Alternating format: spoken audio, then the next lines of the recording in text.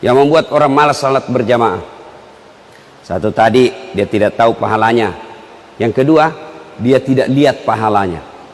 Coba kalau diumumkan, sama Pak Bupati umumkan, siapa yang datang sholat subuh berjamaah dikasih beras 50 kilo.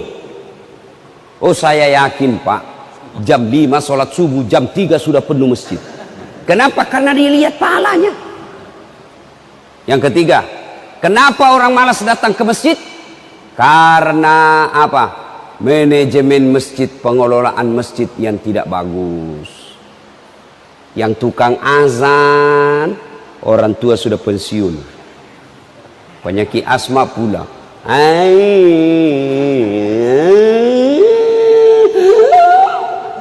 Dia bilang anak muda, itu lagi dia, lagi itu bapak tua.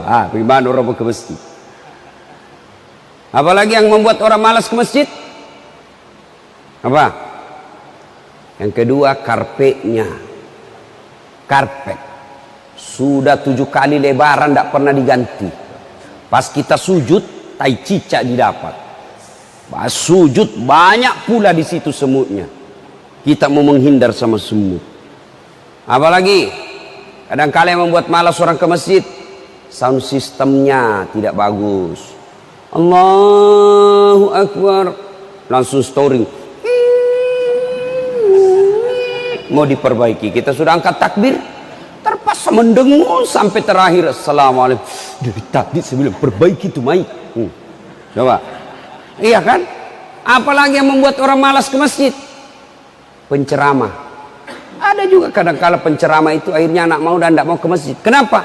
Mulai dari salam pertama sampai terakhir neraka saja dia cerita.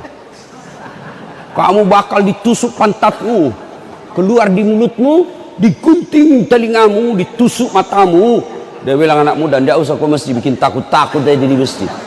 Yang berikutnya, apalagi yang kasih malas orang datang ke masjid? Imam. Kenapa bisa imam, Ustaz? Kadang-kala ada imam senang kalau panjang-panjang. Itu terbalik. Kata Nabi, kalau kau sendiri silahkan baca yang panjang.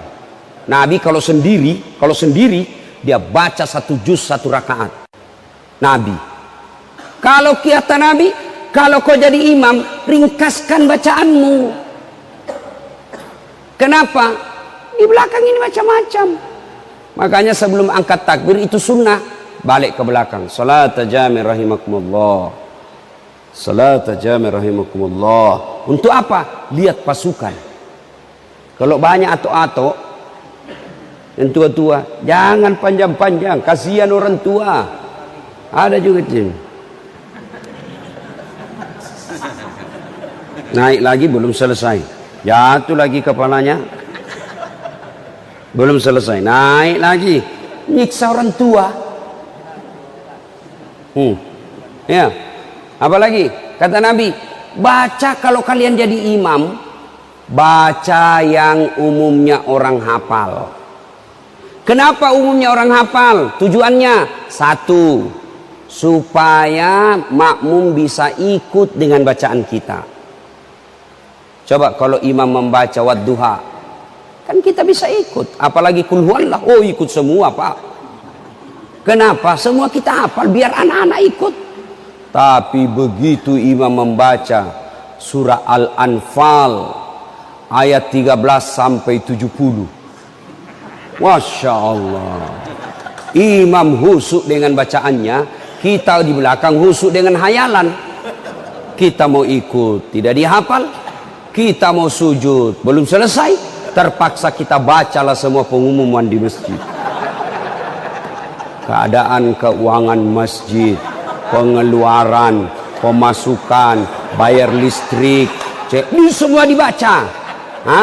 Belum selesai, terpaksa kita lagi, baca lagi kalender. Persatuan Guru Republik Indonesia Provinsi Sumatera Barat, dibaca lagi.